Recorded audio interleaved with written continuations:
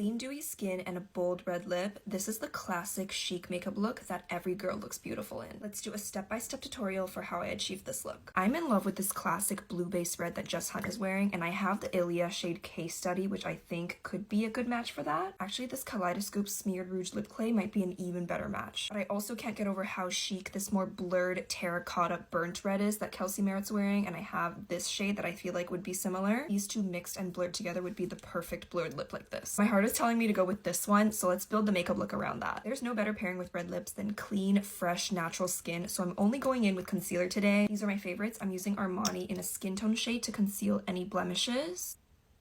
While it sits on my face to build up the coverage, I'm going to deposit this Hourglass concealer in a lighter shade on my hand. Pick it up with a brush, and this is going to be for dark circles and for brightening my face. Priming the brush and picking it up this way always gives you such a more seamless and natural finish. Now we're working on brows, and the key is natural, bushy, fluffy. So clear brow gel first with a more laminated effect. I'm going to brush straight up and out. That looks insane. We're just going to carve the top of the brow down until it's a more normal shape, but the bottom of the brow is still pointing up and out to lift the face. I love the Urban Decay Slick Day Brow Gel for this. It holds all day and it doesn't do any flaking or crisping.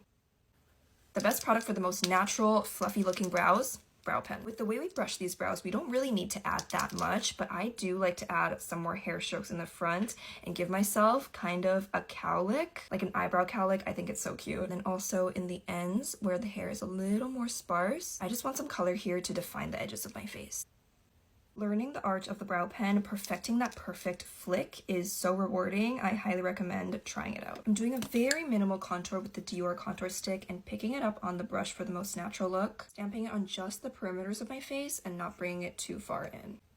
My hair is up and slicked back, so I want to make sure I contour the edges of the forehead. I think this red lip, clean skin makeup look needs a clean hairstyle to match. For blush, I think the best bet is just going with whatever blush color looks the most natural on your skin tone. For me, since I have cool tone skin, this kind of bright pink actually looks really natural when blended out. If you have warm tone skin, go for something a little more terracotta. This is Rhode in the shade Juice Box, which I actually discovered is my favorite shade. And we're going to do a natural but snatched blush placement. What the placement is going to be is instead of an upside down triangle that goes horizontal like this, it's gonna go kind of like this. We always start right in the center to deposit the most color, and then you blend in the shape of the triangle.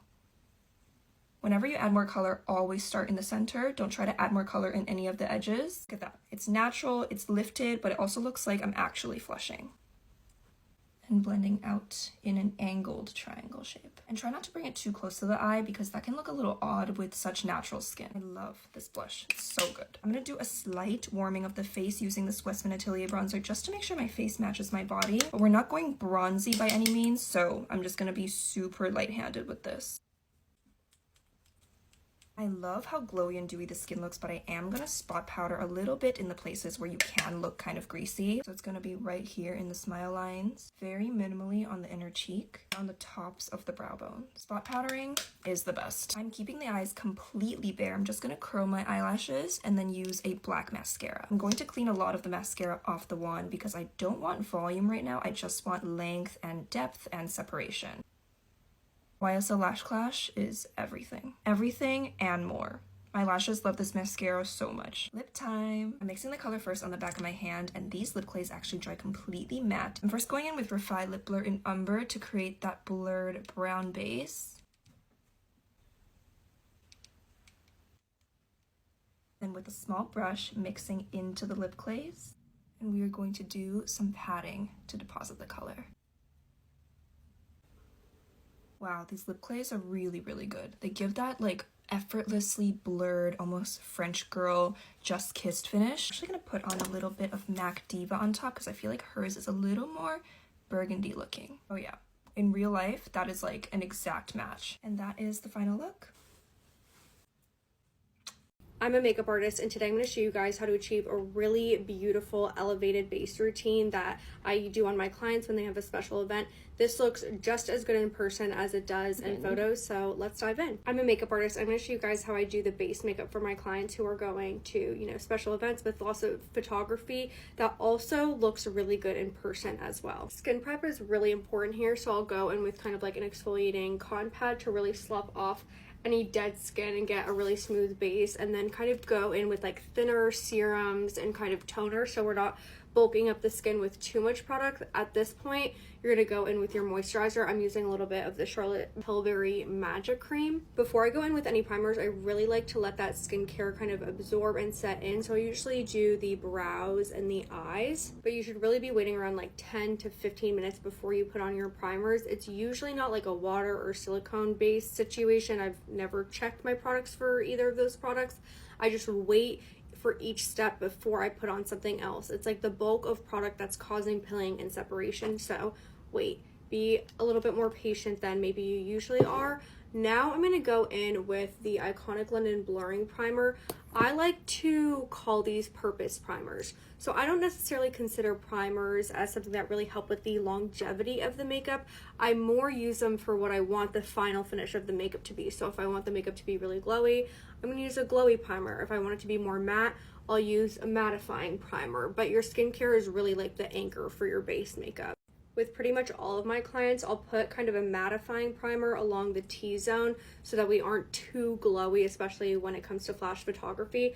I'm using the Refi Blur and Hydrate Primer. I also really love the Iconic London Velvet Smooth Primer for this step. I really like to underpaint for kind of bigger events because it's a really good way to pop out your bone structure. You actually end up wearing, in my opinion, a lot less makeup if you do it correctly. I'm gonna go in with kind of the contour slash bronzer first. This is the Fenty Cream Bronzer in the shade Butter Biscuit. And I'm just using a flat kind of foundation brush to work this in. You don't wanna just create like random stripes. You wanna kind of start that blending process. I've applied it in these areas. Now I'm gonna grab a product that's a little bit more cool toned. This is the Westman Atelier Contour Stick in the shade Biscuit. And I'm just using this to contour the nose and add a little bit more depth to the cheekbones. This is also a product that I like to use to contour the lips. We're blending that in. I'm going to use this really pretty red blush. This is a nice shade to underpaint with since it kind of has that nice shocking effect. This is the shade Paradise Pink Glow from Charlotte Tilbury. New brush, and we're really going to work it into the brush so that we're not kind of wasting that blending on the face, if that makes sense. And I'm just going to tap this right above where we applied that contour. Now for concealer, I'm just using a little bit of this Kosas concealer. This is in the shade 1.5C. You don't need to go overkill with the concealer. Now we're just blending this in. You want to use kind of patting motions, and you're just kind of pressing it into where it already is. And then when you get to the end, just kind of meet it with the other products like the bronzer and the blush. I'm using this House Labs concealer brush.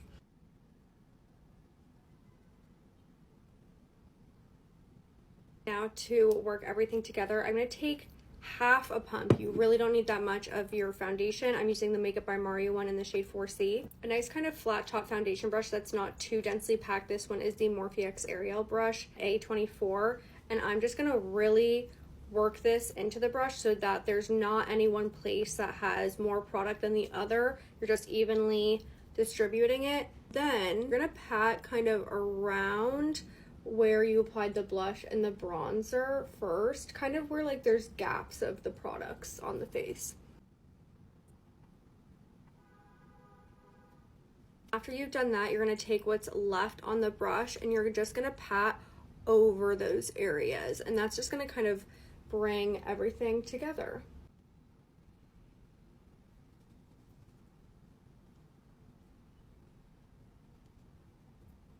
And here it is before we set. I'm going to zoom in.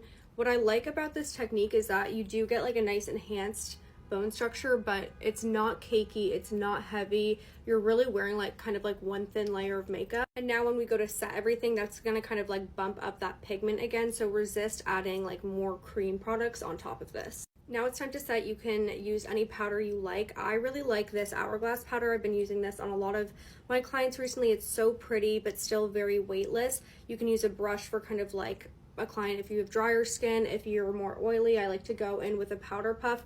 I'm really not picking up that much product, and again, I'm pressing, I'm not swiping. I'm just applying this anywhere we apply that concealer, so like the T-zone and underneath the cheekbones. Now it's bronzer time. I'm just picking up a really like loosely packed powder brush, and I'm like very lightly tapping over those areas that we bronzed. Same goes for blush. I'm just using this House Labs blush in the shade Fire Moon, and just lightly tapping over where we applied the cream. I'm not really a highlighter person, but if a client does request it, I do like using the Chanel Balm Essential, mostly just on the nose bridge and cheekbones. Here she is, up close and personal, not cakey, not really that heavy, but definitely has like a more enhanced version to probably your day-to-day makeup routine. This is not full glam or anything, this is just what I really like, and it's one of those base routines that looks good in studio lighting, flash photography, overhead, outdoor sunlight, dark lighting, and when you're also like up close and personal with someone, which is why I love it. Drop any of your questions down below, and thanks for watching. Bye.